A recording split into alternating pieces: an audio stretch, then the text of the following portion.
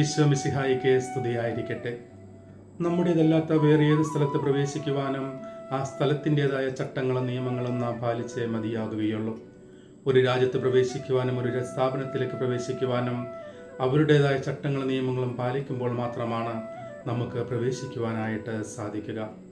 യേശുവിൽ പ്രിയ സഹോദരരെ, ഇന്നത്തെ സുവിശേഷത്തിൽ യേശുനാഥൻ നിക്കോദോമസിനോട് പറയുന്നു, ജലത്താലും ആത്മാവിനാലും വീണ്ടും ജനിച്ചില്ലെങ്കിൽ സ്വർഗരാജ്യത്തിൽ പ്രവേശിക്കുക സാധ്യമല്ല.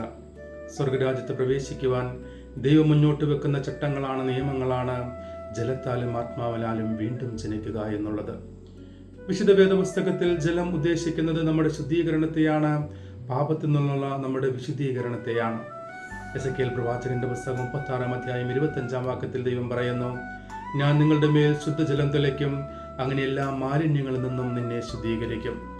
സങ്കീർത്തനങ്ങളുടെ പുസ്തകം 51:2 ദാവീദ് പ്രാർത്ഥിക്കുന്നു, കർത്താവേ, ശുദ്ധജലത്താൽ എന്നെ ശുദ്ധീകരിക്കണമേ, എൻ്റെ അകൃത്യങ്ങൾ മായ്ച്ചു കളയണമേ. എഫേഷ്യൻസ് 5:26 പൗലോസ് പറയുന്നു, അവൻ സഭയെ ജലത്താൽ ശുദ്ധീകരിച്ച് വചനത്താൽ വിശുദ്ധിയുള്ളതാക്കി മാറ്റി.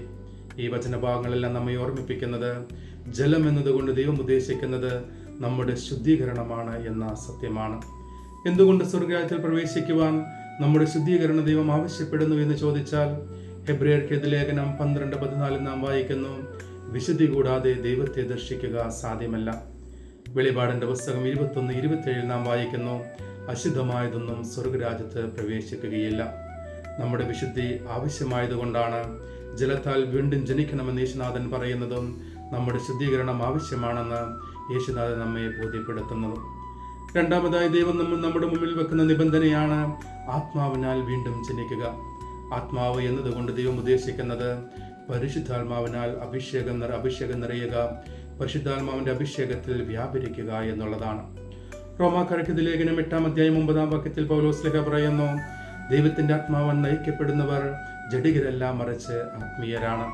എഫേഷ്യൻസ് 4:30 പൗലോസ് പറയുന്നു, രക്ഷാകര ദിനത്തിനായി നിങ്ങളെ മുദ്രിതരാക്കിയ പരിശുദ്ധാത്മാവിനെ നിങ്ങൾ വേദനിപ്പിക്കരുത്.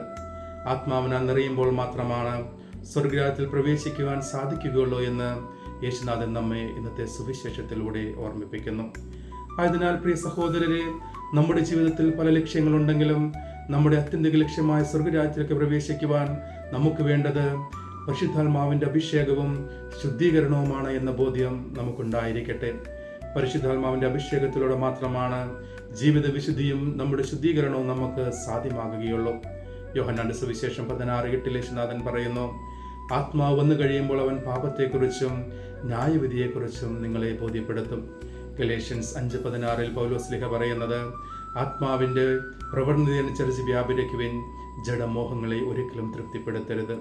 ഈ വചനഭാഗങ്ങൾ നമ്മെ ഓർമ്മിപ്പിക്കുന്നത് പരിശുദ്ധാത്മാവിന്റെ അഭിഷേകത്തിൽ മാത്രമാണ് ദൈവം ആഗ്രഹിക്കുന്ന ഒരു ശുദ്ധീകരണത്തിലൂടെ കടന്നു പോകുവാൻ നമുക്കെല്ലാവർക്കും സാധിക്കുകയുള്ളൂ എന്ന സത്യമാണ്.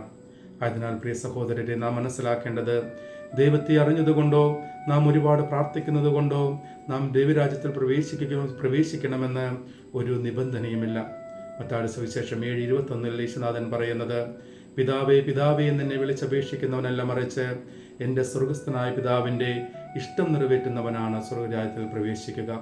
സ്വർഗസ്ഥനായ പിതാവിൻ്റെ ഇഷ്ടം എന്നുള്ളത് നാം നമ്മെ തന്നെ ശുദ്ധീകരിക്കുകയും പരിശുദ്ധാത്മാവിനാൽ നിറയുകയും ചെയ്യുക എന്നതാണ് എന്ന ബോധ്യത്തോടുകൂടെ പരിശുദ്ധാത്മാവിനാൽ നിറയുവാനും ആ വഴി നമ്മെ തന്നെ വിശുദ്ധീകരിക്കുവാനും ശുദ്ധതയോടെ സ്വർഗരാജ്യത്തിലേക്ക് പ്രവേശിക്കുവാനും നമുക്ക് ആത്മാർത്ഥമായി പരിശ്രമിക്കാം. ദൈവം നമ്മെ എല്ലാവരെയും സമൃദ്ധമായി അനുഗ്രഹിക്കട്ടെ. നാം എല്ലാ ദിവസവും ചെയ്യുന്നത് പോലെ ഒരധ്യായം വചനം വായിച്ചുകൊണ്ട് ശുശ്രൂഷയിൽ പങ്കെടുക്കുക. രണ്ടാമതായി ജീവിത വിശുദ്ധി കാത്തു പരിപാലിക്കുവാൻ ആത്മാർത്ഥമായി പരിശ്രമിക്കുകയും ചെയ്യുക. ഈ വചന ശുശ്രൂഷ മറ്റുള്ളവരിലേക്കും പങ്കുവെക്കുവാൻ നിങ്ങൾ ഈ ചാനൽ സബ്സ്ക്രൈബ് ചെയ്യുവാനും ഷെയർ ചെയ്യുവാനും ഞാൻ നിങ്ങളോട് ആവശ്യപ്പെടുന്നു. ഇന്നത്തെ സുവിശേഷത്തിന്റെ വെളിച്ചത്തിൽ ജീവിക്കുവാൻ പരിശുദ്ധ അമ്മയോട് ചേർന്നുകൊണ്ട് ഒരു രഹസ്യം ജപമാല ചൊല്ലി നമുക്ക് പ്രാർത്ഥിക്കാം. നമ്മുടെ എല്ലാ ആവശ്യങ്ങളും ആഗ്രഹങ്ങളും കർത്താവിന് സമർപ്പിച്ച് കർത്താവിൻ്റെ ആശീർവാദത്തിനായി നമുക്ക് നമ്മെ തന്നെ ഒരുക്കാം. കർത്താവ് അനുഗ്രഹിക്കുകയും പരിപാലിക്കുകയും ചെയ്യട്ടെ. കർത്താവ് കരുണയായിരിക്കും പ്രസാദിക്കുകയും ചെയ്യട്ടെ. കർത്താവ് കരുണാപൂർവ്വം കടാക്ഷിച്ച് നിങ്ങൾക്ക് സമാധാനം നൽകട്ടെ, ഇപ്പോഴും എപ്പോഴും എന്നേക്കും. ആമേൻ. ദൈവം നമ്മെ എല്ലാവരെയും സമൃദ്ധമായി അനുഗ്രഹിക്കട്ടെ.